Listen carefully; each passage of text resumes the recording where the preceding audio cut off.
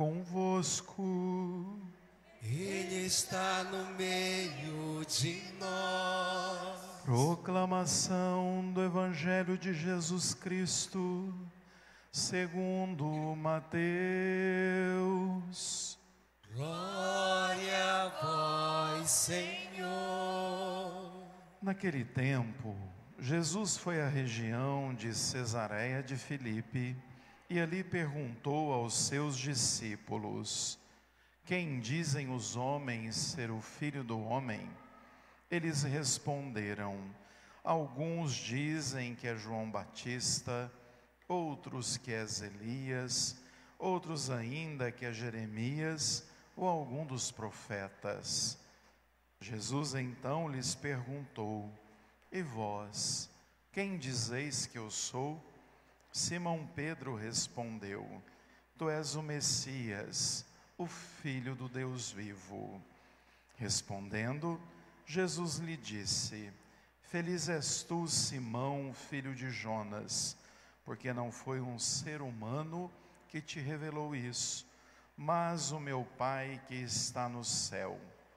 Por isso eu te digo que tu és Pedro, e sobre esta pedra construirei a minha igreja, e o poder do inferno nunca poderá vencê-la. Eu te darei as chaves do reino dos céus. Tudo que tu ligares na terra será ligado nos céus. Tudo o que tu desligares na terra será desligado nos céus. Palavra da salvação. Glória a vós, Senhor. De todos os temores me livrou, Senhor Deus. De todos os temores me livrou, Senhor Deus. De todos os temores me livrou, Senhor Deus. De todos os temores me livrou, Senhor Deus. Amados irmãos e irmãs, celebramos hoje a solenidade e o martírio de Pedro e Paulo, duas grandes colunas da fé nascente, homens que testemunharam com a própria vida a sua experiência pessoal com Jesus Cristo.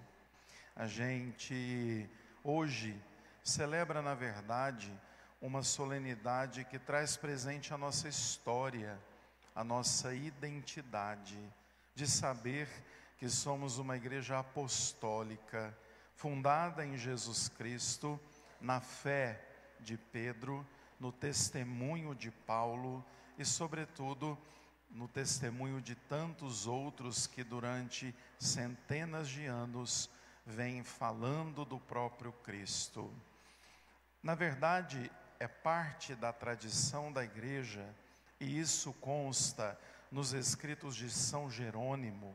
São Jerônimo escreveu um livro contando um pouco como é que aconteceu o martírio de todos os apóstolos, já que na Bíblia o único martírio que vai aparecer é o de São Tiago, que inclusive ouvimos na primeira leitura, muito aconteceu um pouco antes de Pedro estar preso. Os demais a gente vai vendo nos escritos dos padres da igreja. E São Jerônimo vai dizer que Pedro e Paulo morreram no mesmo ano, no mesmo dia e no mesmo lugar. Morreram em Roma, sob ordem de Nero, só que de maneiras diferentes. Pedro morre crucificado de ponta cabeça.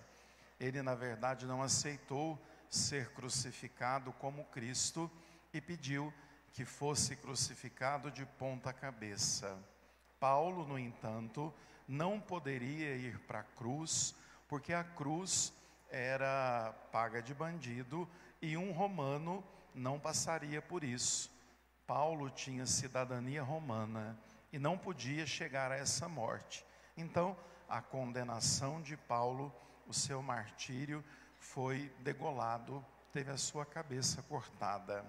Tudo isso a gente precisa entender que acontece por não negarem a Cristo, por não negarem a fé, por não desdizer aquilo que eles mesmos disseram por meio de contra-testemunho.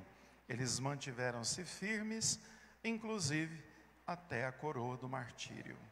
Vejam que primeiro gostaria de falar um pouquinho de Pedro. Quem foi Pedro? Pedro foi um dos maiores e o maior líder de todos os apóstolos. Ele tinha, na verdade, um gênio muito forte. Desde o chamado, a gente percebe que Pedro era impulsivo. Ele era também um grande pescador, chefe de uma companhia de pesca de seu tempo, mas que aceitou seguir Jesus. E nós vemos que Pedro aparece em vários versículos bíblicos. Pedro aparece de modo muito especial em momentos em que Jesus reza, leva Pedro para rezar junto. Pedro aparece na morte, quando nega Jesus, mas também na ressurreição, quando professa o seu amor. Mas o Evangelho nos mostra um dos episódios, agora, conforme Mateus, ouvimos esse texto domingo passado no olhar de Lucas. Hoje, conforme Mateus, porque Mateus quer deixar claro que Pedro recebe de Jesus o primado da igreja. Ele é de fato o primeiro Papa, e isso aparece em vários textos bíblicos. E por quê? Porque ele é a síntese do grupo. Em vários momentos, quando se pergunta alguma coisa, quem responde é Pedro. E no Evangelho de hoje, chama-nos a atenção da profissão de fé de Pedro. Quando Jesus pergunta para vocês quem eu sou, e Pedro, sintetizando o grupo dos 12, diz: tu és o Messias, o Filho do Deus vivo. E aí então, Jesus vai dizer: Pedro, é sobre esta profissão de fé que eu instituirei a minha igreja. Portanto, a gente entende toda essa dinâmica da pedra, tendo Jesus como alicerce e Pedro como alguém que professa a fé de uma forma única e por primeiro. Daí então, nós vamos ver que logo em seguida, Jesus vai dizer a ele: eu te dou, portanto, as chaves do reino. O que você ligar, será ligado também no céu. O que você desligar aqui, será desligado também no céu. Vejam, para a gente entender esse simbolismo da chave, inclusive, a gente, no nosso imaginário, sempre associa Pedro como tendo a chave do portão do céu, não é? Ele fica lá esperando, ele é o porteiro, tem um monte de chave, mas na verdade, esse símbolo da chave, ele faz parte da cultura monárquica daquele tempo, que acontecia num reino, quando o rei confiava em um primeiro-ministro, assim podendo ser chamado. Esse primeiro-ministro, ele recebia as chaves de todas as portas do reino, ou seja, Pedro assume um papel de primeiro-ministro no reino de Cristo, que é o reino de Deus, escolhido pelo próprio Cristo. E daí então, ele recebe as chaves para manter as portas do reino abertas, né? E daí a gente entende a grandeza do primeiro Papa. O Sumo Pontífice hoje também tem esse papel. Ele tem as chaves de abrir, na verdade, o reino de Deus a todos nós. Inclusive, nós acompanhamos recentemente, há pouco mais de 1 mês e meio, 2 meses, com a morte do nosso querido Papa Francisco, a eleição do Papa Leão XIV. Tudo acontece de uma forma muito cheia da graça de Deus. E quem escolhe não são os homens, mas é o próprio Jesus. Porque o Papa tem, na verdade, o poder de ser o maior servo, o grande pescador, mas também aquele que traz as chaves para manter viva a abertura das portas do reino. Hoje, então, a gente reza pelo Papa Leão e renova a nossa obediência a ele, que é o sumo pontífice, o sucessor de Pedro, aquele que na sua posse recebeu o anel de pescador, porque é o maior pescador de homens. Ao mesmo tempo, a gente olha para a nossa identidade, para uma igreja bimilenar, que tem mais de 2000 anos de história, e percebe que além de Pedro, nós temos uma outra coluna a quem somos muito gratos, Paulo. Paulo não foi do grupo dos 12, Paulo não foi apóstolo, inclusive não conheceu Jesus no seu ministério. É muito provável que Paulo tenha conhecido Jesus quando adolescente. Eles tinham a mesma idade e provavelmente fizeram o Bar Mitzvah, um rito judaico em que o menino professa pela primeira vez a palavra, proclama ela em público em Jerusalém. É muito provável, conforme os historiadores, que eles tenham feito no mesmo dia esse momento de rito judaico. No entanto, a gente vai ver que Paulo, ao contrário de Pedro, ele era um homem muito culto, ele era de família de posses e também fez a grande escola farisaica do seu tempo, a escola de Gamaliel.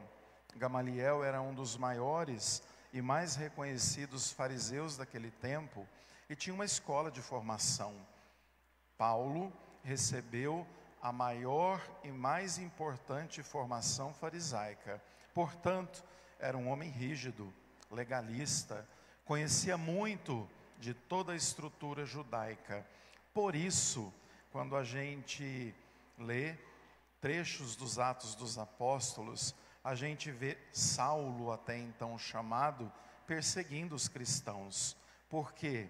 Por ser fariseu, por ser um judeu extremamente aprofundado na fé.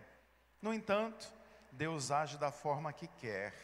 Saulo, indo para Damasco, cai do cavalo e faz a sua experiência de Cristo. Cair do cavalo é uma grande metáfora de quem teve tudo aquilo que acreditava retirado. Paulo precisou se converter e muito. Imaginem, um grande fariseu se convertendo a cristão. Ele fez então a escola da Antioquia, que era a escola de iniciação cristã, e então foi enviado para a missão.